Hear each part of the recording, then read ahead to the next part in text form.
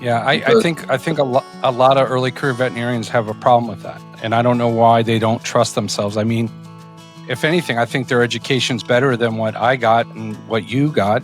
oh The yeah, technology's better, diagnosing's better, the amount of tests that you can do, affordable tests you could do are better.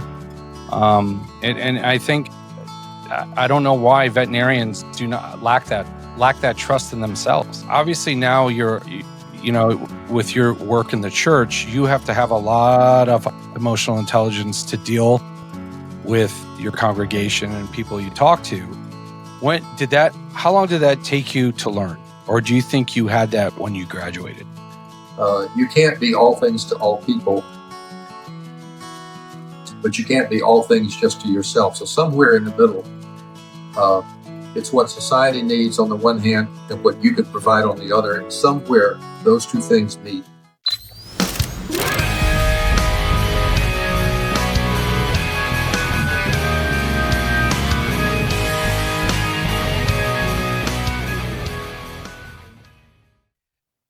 Hello, everybody. Welcome. I'm Dr. G. Welcome to Irreplaceable Truths. I'm a retired veterinarian, now academician, and I am with a very special guest today, Dr. Michael Slayter. He is a man who followed his dream to get to the road almost where you are now. He is a retired veterinarian.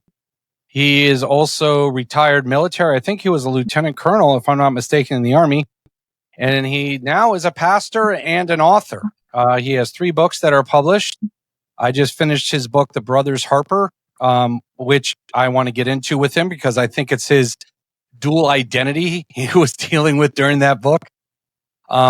So anyways, Dr. Slayter, how are you today, sir? Oh, just fine. Just fine. And appreciate the opportunity for this. Oh, absolutely. You know, I love having the legacies on this program because I believe that the legacies are not doing enough. A lot of them are retiring and riding off in the sunset, which is they're right. But I think the profession is hurting a little bit because of that. I think the profession needs more legacies to be around and to help mentor and teach the soft skills that you learned in your profession. Yeah. You were a graduate of Texas A&M in 1969, correct? Correct. And wow. And then did you go into private practice right after that, or straight military? Yeah, I went into private practice. Actually, it was during the Vietnam era. And I got my commission when I graduated. They said, well, we don't have orders for you just yet. It was in the Air Force. And so I had to find some way to piecemeal a salary together for 9 months until I got my orders. And then I did, and they sent me to, of all places, Duluth, Minnesota. I was living in Louisiana, and I've never been so cold in all my life. I was about to say Duluth. Duluth is one of the coldest places I've ever been to in my life, except for International Falls, and that's in the same state. Yeah, yeah. Well, then when I finished those 2 years, I got out and I practiced for a handful of years, and I really wanted to do something else. I like practice. I love practice. I did some really interesting things, met some wonderful people, but there was something missing for me. And I don't say that in a judgmental way. It was just, something was missing. And along the way, I developed an interest in pathology because that is the basis of so much of what we do in practice and everything else. So my wife and I sat down and we decided I would go back into the military because there were a lot of opportunities to train in that discipline. And so we did. And when the time came for me to look for that opportunity, they said, well, we don't have any spots in pathology right now, but we can send you to UC Davis and you can get a master's degree in preventive medicine. So, a bird in the hand is worth whatever. So I went ahead and did that, and I got my MPVM from Davis. And then shortly after that, Congress decided to dissolve the Air Force Veterinary Corps. That was in April of 1980. And I went to bed one night as an Air Force captain. I woke up the next morning as an Army captain. And I found out that the Army had plenty of opportunities in pathology. So that's how I got into it. And then after that, so that's 1980. And how long did you have to serve in the military in order to get that pathology degree? I ended up doing a full career. I spent 21 years. That was in 1980. I passed my pathology boards in 1987. I did my training at Fort Detrick, Maryland, in the Infectious Disease Institute. You've seen movies and stories about people working in a hot lab with a spacesuit and so forth. Well, that was me. So I got to do that kind of stuff. And I ended up, my last assignment was at the Armed Forces Institute of Pathology on the Walter Reed campus. Great assignment. I met a lot of people both in and outside of the military as well.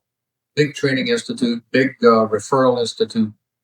And it's something that I wish everybody could do. But unfortunately, FIP no longer exists. So, but that's me. And well, then you left the military, and then you went to IDEX, if I'm not mistaken, correct? No, I left the military. I spent a very short span, about 2.5 years in pharmaceuticals, and it just didn't gel. It just wasn't what I wanted to do. And an opportunity came up in Florida. I'd always wanted to live there, and I ended up being the bureau chief for the state livestock diagnostic lab. There were 2 labs there in the state. So I ended up overseeing that for 4 years. And then an opportunity came up with IDEX Laboratories, and I took that, and I stayed with them for 12 years.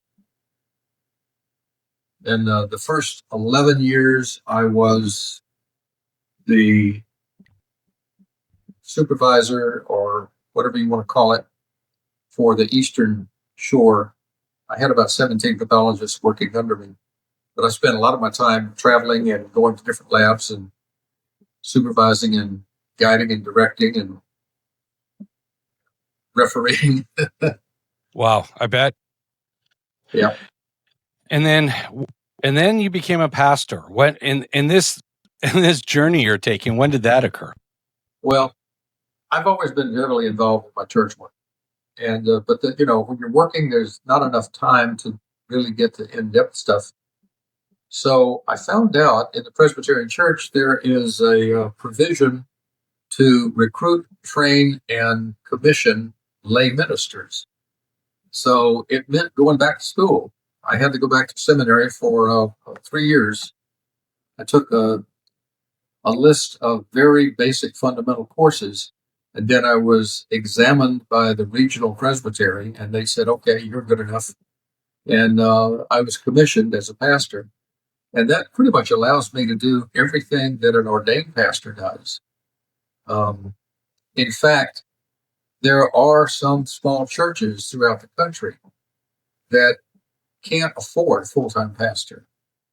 And so they end up with a commissioned pastor because he can do that as a second job, or as we call it, tent ministry. The Apostle Paul was a tent maker, but he was also a preacher. So that's, but now commissioned pastors do a number of things in the church besides just work for small churches. I was the interim pastor in my church before I left Florida to come to Virginia. So it's been a real experience. And right now I am the parish assistant at my church here in Virginia. Man, you're all over the place. With all these different identities, how do you introduce yourself? Mike. Mike. It depends on where I am. When I am in church, I do not go by Dr. Slayter because that's misleading. Because most of the people in the pulpit who are doctor this or doctor that, they have a doctorate in theology, which I don't have. So I try not to do that. I'm going to be honest with them and upfront and transparent about it. And if they ask me, what did I do before I did this, I'll tell them. And then that always gets off onto other stories. Oh, yeah. They always tend. That's the one thing you learn, right? You never tell anyone you're a veterinarian because you're guaranteed at least 10 stories. Oh, yeah. But the funny thing is, my wife had a good story about that. We were at a cocktail party, and someone came up to her and said, "Well, can your husband answer a veterinary question for me?" And she said, "Well, if it's not dead, I doubt if he can, because he's a pathologist." Yeah. Well, my father-in-law is a veterinarian, graduated 69 from Illinois. Oh, But whenever he went to cocktail parties, he'd always tell people he worked for the IRS. just so it wouldn't do that, because you got to create some sort of separation yeah, in your life, right? And don't get me wrong, being a veterinarian is a very, very prideful profession. It's an amazing profession. Love the profession. Love working with animals. I even miss my clients dearly. But there are times where you just want to go out and just be out with couples and not yeah, talk about work. yeah. And So what you find yourself doing is associating people who respect your need for privacy and and for balance. and there's nothing wrong with that. Absolutely nothing wrong with that. And as you get older, I believe you tend to start hanging out with more people that have the same values you do. And your friend groups get smaller and smaller and smaller and smaller. But that's okay. Yeah, no problem with that, because I tend to forget names nowadays. I'm getting there. So, Well, yeah. Go ahead. but in your introduction, you said something very interesting. You said you were a veterinarian, but you were still lacking something. That fulfillment kind of wasn't there. What first drove you or drove your attention to the veterinary profession? I don't. I've been wanting to be a veterinarian since I was 10 years old. Okay. And I can relate back to that. I can think back to that. I almost remember the day that I decided. And when I went into college, I did something that other people should not do. I went into it without a backup plan. I was totally focused on it, and I guess it was good that I did have that level of focus, because at Texas A&M, during the time I was there, they had shifted to a 3-year program, and you had to go to school practically year round. It was 3 semesters a year with the month of August off, and you finished in 3 years. And it was usually the flunk out rate is in the first year. For us, the burnout was in the second year. And it also affected the faculty as well. They've since done away with that, going back 4 years. But you had to stay really focused. And I went into it with that kind of focus. So had I not, I probably couldn't have made it. So if you were able to go back and sit across the table from that 1969 fresh out of school veterinarian, what advice would you give that veterinarian? Trust yourself. Trust yourself. Yeah, I think a lot of early career veterinarians have a problem with that, and I don't know why they don't trust themselves. I mean, if anything, I think their education's better than what I got and what you got. Oh, yeah. The technology's better, diagnosing's better, the amount of tests that you can do, affordable tests you could do are better. And I think I don't know why veterinarians do not lack that trust in themselves. Well, I can't answer that question, but I don't know that other veterinarians have that same problem. I know that I did initially coming out. The one thing that they all need to remember is when you graduate, you are not a polished veterinarian.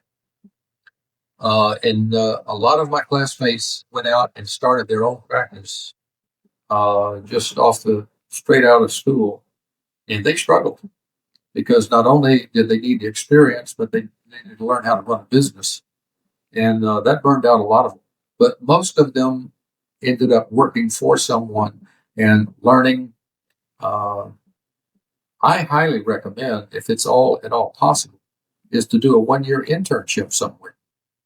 Go to a different school. Go to Angel Memorial. Go to Animal Medical Center in New York. You'll find a lot of experience there. Look for a practice where you see a group of veterinarians practicing high quality medicine and go immerse yourself in there. Take a low salary if you have to, but do it as continuing education, and then make your decision from there. Yeah, my father-in-law did his internship at Angel right out of vet school in '69. Yeah, And I worked in Massachusetts for a while, and we relate to Angel quite a bit. Yeah, Angel's pretty impressive. AMC's impressive. There are a lot of these specialty groups that are impressive. It's unfortunate the Blue Pearl that's out here in Orange County, they got rid of their internship program. But I think they, and I asked why they did that, and they're like, we were just, fed up with the fact that a lot of these veterinarians were leaving or were coming out saying, oh, I don't want to work 50, 60 hours a week, which I understand. Don't get me wrong. There's definitely a different generational gap between the boomers, the Gen Xers, and then the millennials and the Gen Zers. There's a definite difference between us. And I really think instead of work-life balance, we should call it professional sustainability. Like, what is it going to take for you to be mentally strong, recovered, so you can do these shifts? And I think that's something that this profession right now is really, well, they're saying they're working on it, but I think the Gen Zers now that are just graduating, they're really pushing that, and it's really causing backlash from the older generations saying, just suck it up and do it. Well, and I don't have an answer for that. I can remember when I was in practice, many a time I would put in a 24-hour day, especially when I was in mixed practice, because you go out and work with 2 or 3 colic cases at night, and then pull a couple of calves, and then come home and go right straight to work and start seeing small animals. That requires a lot of flexibility, and you have to learn to pace yourself. You really do.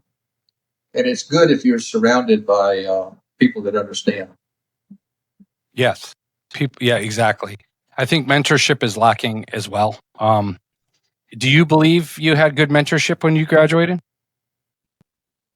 I think so. I worked for a gentleman in Brockton, Massachusetts, by the name of, now I forget his name. I'm having a senior moment here. But Arthur Young. He later moved, he's deceased now. But he was a very intense person. He graduated from Georgia back in '52, had his own practice. I came to work for him, and it took me in the first week to realize this was a continuation of my schooling. And I learned a lot from him. I really did. He was very precise, and very demanding of other people around him to be precise. And it wasn't a matter of how many hours you worked; it's what kind of quality did you put into the work you were doing. Getting back to when you first graduated, do you believe you had imposter syndrome when you got out as well? No. You had the confidence in yourself. You knew you were a doctor. You were ready to go. I had just finished one of the hardest programs in the country, going to it for 3 years, and I had confidence that I could continue. I just didn't know where it was going to be and how I was going to do it. So, what do you think you were lacking in your practice? Like, what was that? What didn't practice bring you that you thought you needed to fill within your soul? When I was in vet school, I did quite well in the basic sciences. I did good in clinics. I was okay in clinics, and I enjoyed it. But I kept finding myself reverting back to thinking, what did I remember from histology? What did I remember from parasitology and pathology and so forth? When I should have been doing is looking at that client right in front of me and dealing with a people type situation. But I kept thinking back to things that were outside of the clinical realm. And finally, I admitted to myself that that's what I wanted to go back into. I made my best grades in the classes where I was looking down a microscope. So that's, when you're honest with yourself, you end up what you can do. So honestly, you were telling yourself you weren't a people person, which there's nothing wrong with that. Well, no, it wasn't that. I was a people person, but there was, I wanted to spend time balancing the clinical part with the laboratory part. To me, it was an incomplete picture without it. So you had a successful veterinary and corporate career. What exactly pivoted you towards ministry? What pushed you towards that transition? I grew up in a Christian home, and Okay. I've lived in a number of places. And I always found somewhere to go to church, and the interpretation of scriptures and so forth has always intrigued me because I don't think that it's a myth. I don't think it's just entertainment. I think it's real, and it actually has gotten me through some tough times. And so I got to the point where I felt like I wanted to know enough about it that I could pass it on to other people. So it's a matter of going back to school. And that's what I did. I love talking to folks. I love standing up in front of a crowd and talking and speaking publicly. And I feel very comfortable doing it. So it's a gift.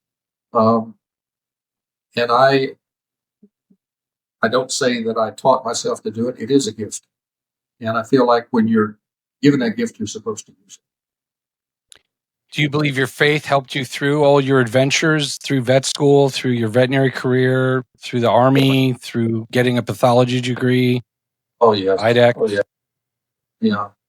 Yeah. I can tell you one story that kind of capsulizes so much of it. When I was at the AFIP, during that time is when Operation Desert Storm happened. And like I said, I did my training at Fort Detrick, so I had a backdrop of infectious disease training. And when Desert Storm hit, the Armed Forces Medical Examiner's Office, they are responsible for investigating all airplane crashes, boating, accident, military stuff, so forth. And in wartime, they have to evaluate all the remains that come back. And they were concerned that the Iraqis might be using anthrax as one of their biological weapons and so forth. So they asked us to set up some briefings so that they could know what to look for. And we set that up. We brought them up to speed. And once we did that, they said, well, now you need to come to the mortuary at Dover Air Force Base. You need to go there and look at our building and tell us if we are set up to handle that kind of crisis. So we made several trips there, and the last one I went by myself, and I was just about ready to leave, and I saw on the news that a Scud missile had hit a reserve barracks in Saudi Arabia. And we had the remains of 28 soldiers coming home. So they were already in the air by the time we found out about it. And so the chief medical examiner asked me, he said, look, I know you're a veterinarian, but you're a pathologist. I don't have time to get more people in here. I need every set of eyes I can use. So he asked me to spend one more night, and the next day, I helped process 28 remains. And I was able to steel myself against any emotional entanglement until I was finished. And then on the drive back to Washington, D.C., I suddenly realized, what did I just do? You know, I worked a half a day. I had my hands on these remains. I was scribing lesions, calling cause of death. And it suddenly dawned on me that I was looking at people who were going home to their families. And I was able to put that behind me. And then a couple of days later, I was in a very public setting. And I forget what it is now, but it triggered a real flashback. And I remembered what I had done, and it was all I could do to keep from embarrassing myself. And a few days later, I was talking to some folks back at work, and I talked to some of the forensic people, and they said, well, the best way for you, since you don't do it day after day, the best way for you to put closure to it is to write about it. And I did. And it was published in the Journal of the American Medical Association. Was that the first time it got published like that? Is that what started the authoring idea? It's been scientific articles and so forth. But the Journal of the AMA has a section in it called A Piece of My Mind. And that's where they put it. It's a single-page essay. And I've got it written down here in front of me here. It's volume 269, number 8. It's on page 1054. It was back in February of 92. And within a week after that issue came out, I started getting letters from all over the country of people who read it and appreciated what we had gone through. And and it brought closure. It brought closure. And so here I am. I wanted to be a pathologist, and that's what I did. I wanted a spiritual part of my life, and that's certainly what I did. And I wanted to write. And all three of them came together. Wow. You never planned on all this coming together. So what does that teach us about unexpected paths? Well, it teaches you that there's a lot more that you can do that you don't think you can do. And if you just take it one step at a time, and like I said, trust yourself. Because a lot of times folks say, well, I couldn't do that course or that learning or whatever. It's because they've already told them to do it. I think we defeat ourselves a lot of times by doing that. Well, also a lot of early career professionals have a hard idea with the concept of a calling. How would you explain your calling to someone in their 20s or 30s who are early career professionals? How would you define it to them? A calling for me is something outside of yourself that you do well.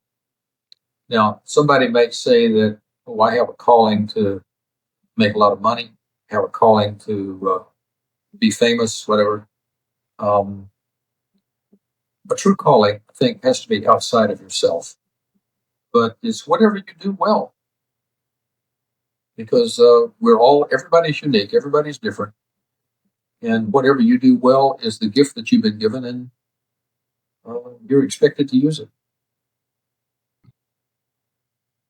As a veterinarian and as a pastor, I want to ask you this one question, because veterinary medicine has probably one of the highest suicide rates of any profession.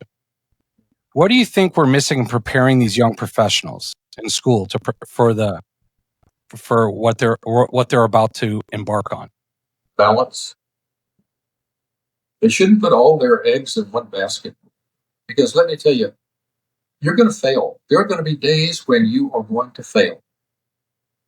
And you have to be able to have something else that you fall back on at the end of the day that reminds you that you are still you and you're perfect in God's eyes.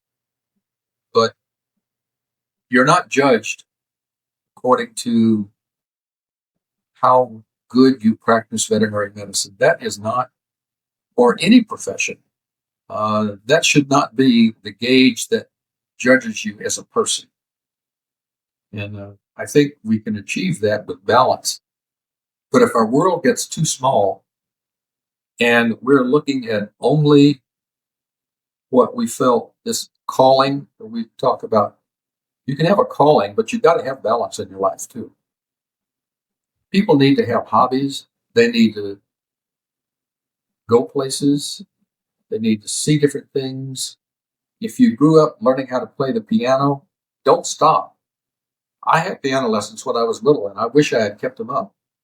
But you've got to have other things that take you away from this day-to-day grind, because nobody's perfect, and you will fail on certain days, and you can't take that to heart. Do you believe that early career professionals with a greater spirituality have a better time handling stress?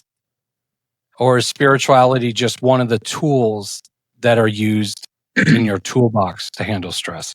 There's some people that feel like spirituality is something that we've made up, that it's a good luck charm, it's a lucky rabbit's foot. No, I don't think that at all. I think if your spirituality is that thing that is running in the background all the time, just like the programs in a computer that make the computer work, you don't see them, but they're running in the background. If you can have that kind of faith and trust running in the background all the time, to me, that reminds you who you are, and you're very special in your own way, each one of us. Oh, so in your book, In Journey to Understanding, what is the one single hardest truth about life and career that early professionals need to hear, even if it makes them uncomfortable? You're not in charge. Yeah. You are not in charge. My Jewish friends say every time we make plans, God laughs because He's got other plans for you. And you just have to go with the flow, trust it. Yeah. Well, I mean, and the problem is now is that, these students are graduating with a lot of debt, social media, client incivility. Do you think it's different now? Do you think it's changed? Do you think it's changed in the last 10 years, or do you think it's been a gradual change since 69? It's been gradual. And I honestly, I'm not in a position to evaluate how it has gone up or down or at what rate it's gone. But it's been a gradual when I graduated, social media, we didn't even have the internet back then. But that has been a big thing. I think one of the hazards of the internet is that it has replaced personal interaction. And I think if people will learn their people skills don't come from social media. Their people skills come from practicing it. And it's just like anything else, like speaking a foreign language. If you don't use it, you lose it. So if they don't practice those social skills, you're going to have trouble with it. And it's like I keep coming back to this. You have to have balance in your life. Well, balance is everything. And one of the things I think as well, veterinary schools are not balancing the type of student they're accepting. I believe they're taking the ones with the high IQ, but no emotional intelligence. Obviously, now with your work in the church, you have to have a lot of emotional intelligence to deal with your congregation and people you talk to. How long did that take you to learn? Or do you think you had that when you graduated?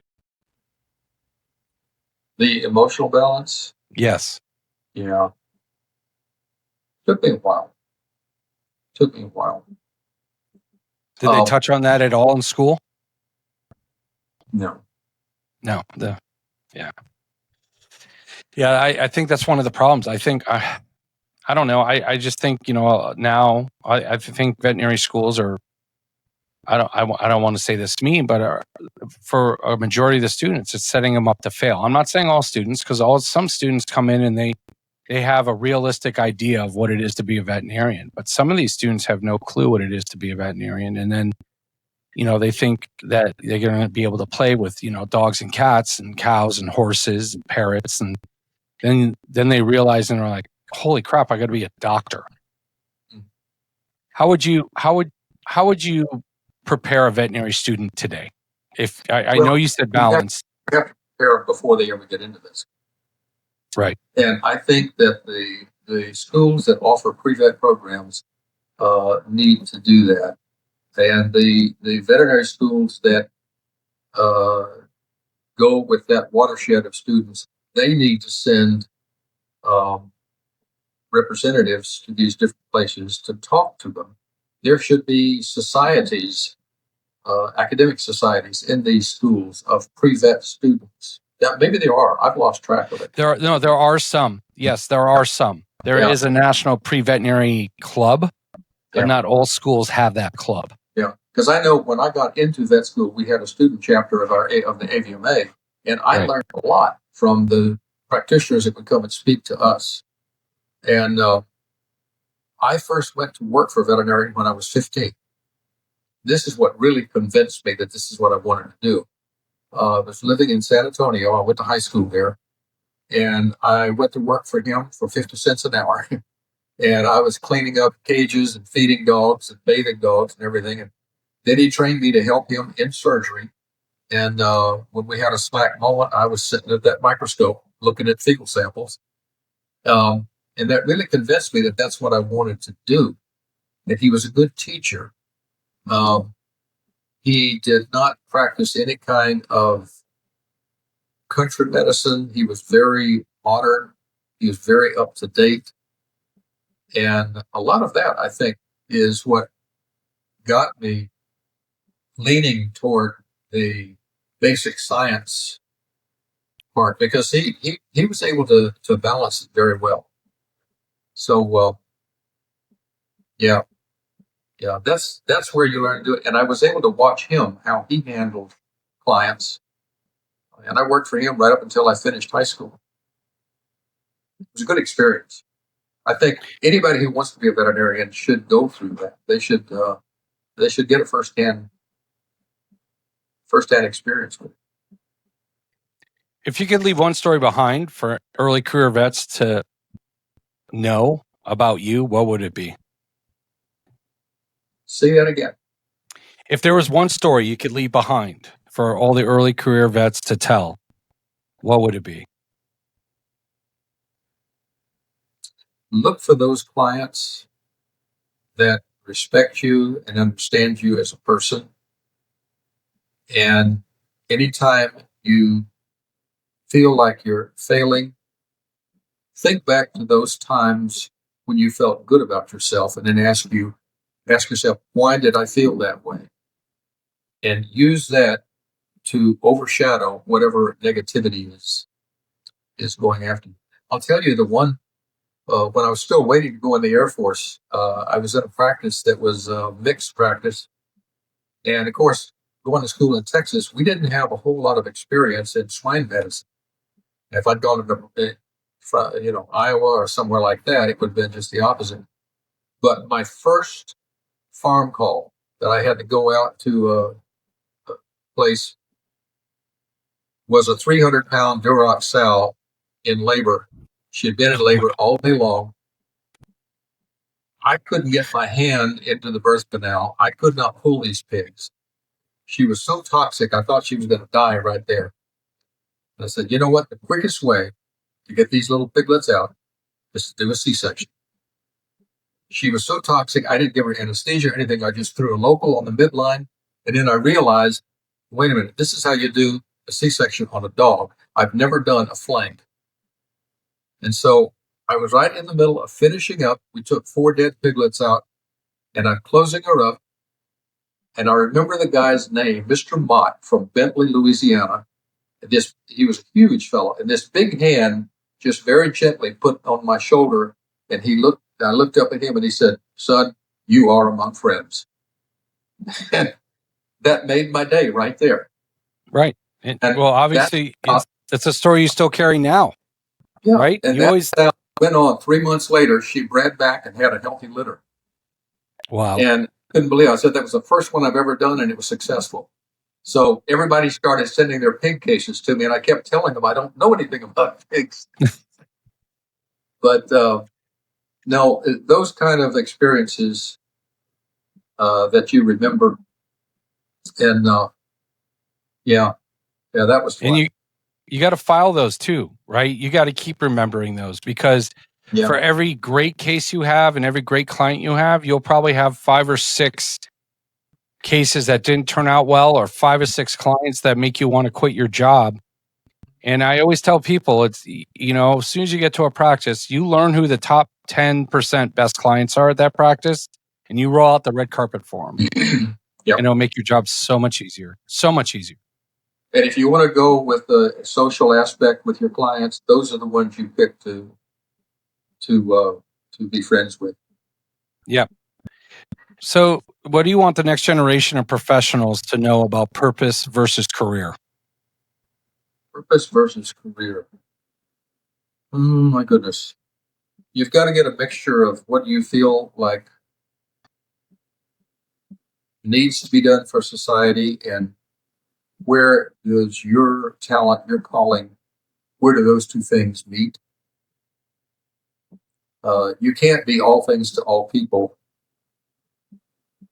but you can't be all things just to yourself. So somewhere in the middle, it's what society needs on the one hand and what you could provide on the other. And somewhere those two things meet. You may not be material for private practice. You may not be material for pathology. I had a lot of my friends in practice could not believe that I'd gone to pathology. They said, I can't imagine sitting at a microscope all day long. And because they would rather be out in the field, in farms, at home, doing surgery, seeing people across the exam table. But you have to be honest with yourself. And don't let anybody else tell you what you should do. You go with what your gut tells you. So you're totally under the belief that if you graduate with a veterinary degree, clinics aren't the only option for you. Oh, my goodness, no. My goodness, no. I thought that my time at UC Davis getting a master's degree that I didn't really plan on doing, that year taught me about a number of things that people do in the profession that you never imagined that you could do. And so I tell first-year students when I see them, go into this with an open mind and realize, and don't decide that you're going to do this, so I'm just going to get by in this other stuff. Take in as much as you can because you never know what you're going to end up doing. Okay, I want to get into the book, The Brothers Harper, because I made the deal with you, Dr. Slayter. I said, you know what? If I read this book, you come on my podcast. And that was the deal we had. So I read that book, and it was actually a very, very good book. It's a very good read. But I always looked at it, and I look at it now, and I hear you. And, the one brother is an equine veterinarian in Ocala. And then the other brother is a pastor in Kissimmee, Florida. And for us who are from Florida, we know that, they're about 45 minutes apart, two different places altogether, especially nowadays with how Kissimmee with Disney World and then Ocala with the racing world, two different altogether. But was that you just describing two of your lives that you've lived? In part, yeah. As I've said before, I did a lot of mixed practice, but part of that mixed practice was working with thoroughbreds, and working with the people who own the thoroughbreds, because they are a different type of personality altogether. They're dealing with a lot of money, a lot of very expensive animals. I can remember one time a case where there'd been an accident on the highway and a horse trailer had turned over. Fortunately, all the horses got out, but they were on their way to Lafayette to go to the racetrack. Well, they had little skins and bumps, cuts all over them. And the guy said, well, you got to give them some antibiotic of some kind. Give them some penicillin or whatever. And I said, no, I can't. Because if they're going to race tomorrow, they're going to find the procaine in their system that came with that procaine penicillin. So it's a different world. You have horse trainers that tell you what you want, what they want you to do. Sometimes you have to do what they ask versus what you think maybe something else. Don't you also have farmers too that tell you what they want you to do? Well, they try. They try. And the art of it is, and this is something I learned in Louisiana, with the art of that is doing what needs to be done, but make them think that it was their idea. It's just a matter of diplomacy. I know sometimes when you go to treat a horse with founder, and I don't know if they still do this or not, but we used to say one of the ways that you get autogenous cortisone flowing is to draw some blood out of the jugular and then re-inject it back into the muscle. And that always stupefied the farmers because they had no idea what you were doing. And then you would say, well, this is, and then you use a couple of big words and you get them impressed, and then they start following along with what you want. And, but yeah, So you have to. you were controlling the conversation. You were controlling the conversation. Yeah, because now going back to the brother's book, did you have a practice manager like he had in his equine practice that would basically step in front of a bus for you? No, you didn't. Yeah, I was blessed to have that in both my practices, and it made a world of difference for me because I knew she would only hire those that would be the same way and have the same vision, which was excellent. And that book was really interesting too, because I don't want to give away too much. I want people to read it, but you would think the one brother would be the one who would be causing all the trouble, but it was actually the other one that was actually doing most of the, shooting the shotgun and doing all those other things. So that's, I really enjoyed it. It was a great book. And then you just released another book, if I'm correct. Yeah. I got it right here. The title of it is The Heart. Oh, that's backwards for you, isn't it? The Heart Doesn't Ask. The Heart Doesn't Ask. When my dad got out of the Air Force, when he retired from the Air Force, one of the jobs he had was the director of a work release center in Louisiana. And this is where prison inmates are sent the last 6 months of their sentence, if they qualify, if they've behaved themselves, and they allow them to work in town during the day, and they come back to their confinement at night. And my dad did that, and because of the closeness, my mom and dad, my family, we all got to know a lot of these fellas personally, and they got involved with our family, and it was a family situation that, in the one hand, it was just a friendly thing, but in the other hand, it was part of their rehabilitation. And in this case, in this story, it's someone who gets so involved with the family that he falls in love with one of the family members. And it takes some odd twists and turns to it, but it's based on some true events. And that's my latest. And that just came out, right? Came out a month ago? Yeah, it came out the first part of August. Yeah.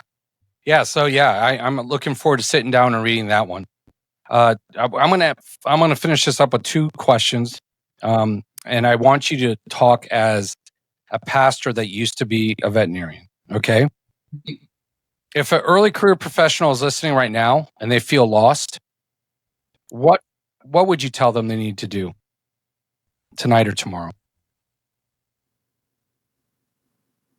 Well, the first thing you do is you don't come up with quick, ready answers. The first thing you do is you listen. You listen to what they have to say, because when you listen to someone and you truly listen, you are telling them that they are just as good as anybody else.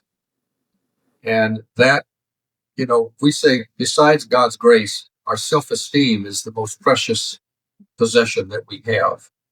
So when you truly listen to someone and relate to them and validate their feelings, then you're helping to rebuild that self-esteem. Usually when somebody comes to me with these kind of issues, their self-esteem is at rock bottom. And so listening to them is the main thing. As far as telling them what to do, it depends on the person and the situation. But if you can rebuild their self-esteem, make them feel good about themselves, they will find the right answer. Unless you extreme case where they're completely off the charts and they're going in the wrong direction, really hurting themselves, then you can help there. But that's the way I would approach it. And then the final question for you is, because you've basically lived multiple lives in one lifetime, right? Three outstanding careers, and you're getting to write as well. So that might be an author is a fourth career. What would you what hope do you have that your journey would teach someone who's just starting out right now? Well, it's like I said at the beginning, it's okay to love yourself. It's okay to trust yourself. And it's okay to laugh at yourself. Sometimes we do stupid things and we have to just admit it and then go on from there because everybody does it. And that in turn helps you when you look at other people, because they're going to do the same stupid thing. And you're going to say, well, you know what? We're all in the same boat together.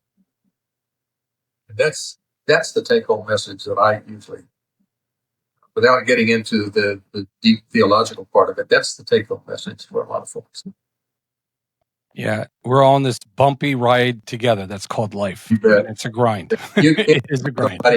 You can't tell somebody your end of the boat is sinking, but I'm okay. We're all in the same boat together.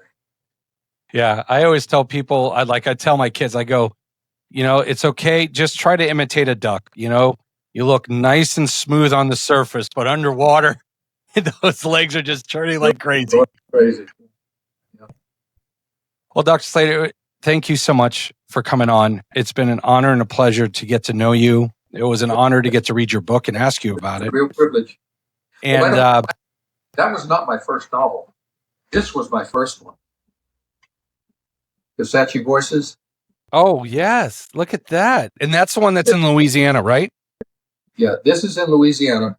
But I wrote it under a pen name, J.C. Oliver. And there's a long story behind that. I won't go into it. But this is about a teenage girl that grows up in a ghost town that used to be a sawmill town. And when the lumber industry pulled out after they cut all the timber, they picked up all the houses. And she and her father, her mother's died. She and her father, who is a retired alcoholic sawmill foreman, they are living in one house together. She's a social outcast.